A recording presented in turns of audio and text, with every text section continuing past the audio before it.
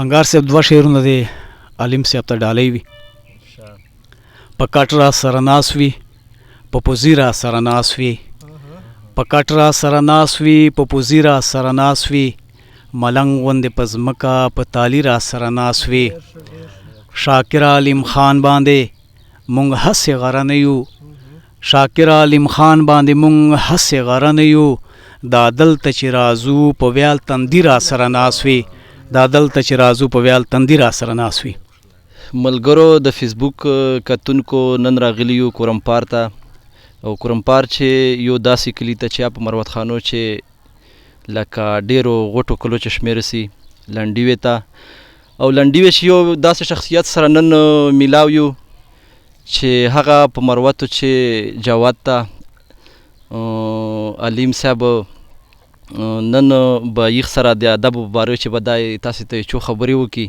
علیم صاحب د کتونکو ته چې خپل تعارف وکړي، خپل زندگی په احوالو چې په ادب باره چې خبرې ورته وکړي چې د کتونکو ته لږ وضاحت وسي. ستا د ښایست ګلونه ډېر دي، جولۍ مې تنګه زه به کوم کوم ټولومه.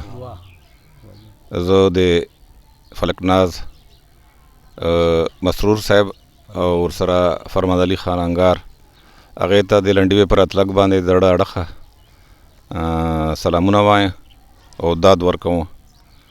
د لکي مروت خاوره چې ده دا په هر مت چې که شاعران دي، که استادان دي، که ګلوکاران دي، که موسیقاران دي، که ذمهداران دي او کومې پیشې سره تعلق ساتي، پروردګار ډېره لویه زرخیزه پیدا کړې ده. ډېر تکړه تکړه او مشهور شاعران پیدا کړي دي. جنو خو وفات دی، الله دې مغفرت نصیب کړي. افګار بخاري صاحب، رحمت الله درس صاحب،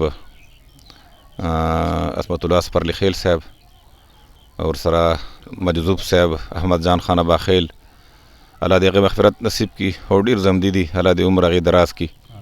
د پښتو ادب کوم دو خدمت کوي، په کوم توګه یې کوي، په کوم انداز یې کوي، هغه نه موږ مطمئنه یو او دعاګو یو ورته چې پروردګار هغې ته دا توفیق ورکړي چې د خپلې خاورې په ادب میدان چې بهترین خدمات وکړي.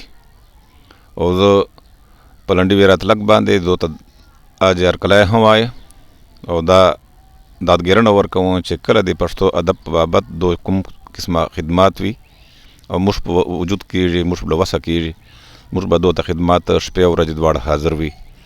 موږ د کورمپار ادبي بهیر ملګري دلته شاکر خان هغه هم ورسره ناسته، او رحمان زیبا نور ملګري دي دلته. تقریبا دا 2 سال راسې موږ خپل کورمپار ادبي پیج دو چلوي، هغې سره موږ مکمل مرستې شي یو. او انشاءالله العزیز د مرود کام د دو شازلمو، د دو شاعرانو، د دو ادب خدمت کوونکو موږ به همیشه خدمت کوو او موږ به ورته قدر په نظر ګورو. الله په امان. انګار صاحب غزل مطلع عرض ده. د نوي کال راتلو په کفاره کې مې مونځ وکړو، د نوي کال راتلو په کفاره کې مې مونځ وکړو، را پاسېدم په توره نیمه شپه کې مې مونځ وکړو. منم چې کال بدل شو خو حالات مې بدل نه شول، منم چې کال بدل شو خو حالات مې بدل نه شو، نن بیا په غریبۍ زړه جامه کې مې مونځ وکړو. دا زړه مې چې را ډک شو د بابا قبر ته لاړم، دا زړه مې چې را ډک شو د بابا قبر ته لاړم، بابا پسې په ورانه هدیره کې مې مونځ وکړو. علیم صاحب نشو لتلی نه وم خو جانان دیدن دپاره، نشو لتلی نه وم خو جانان دیدن دپاره، مندر ته مخامخ په میکده کې مې مونځ وکړو. نو څه وشول که یو مانځله نه لاړم جومات ته، نو څه وشول که یو مانځله نه لاړم جومات ته، خو بیا هم رب د یارې په حجره کې مې مونځ وکړو.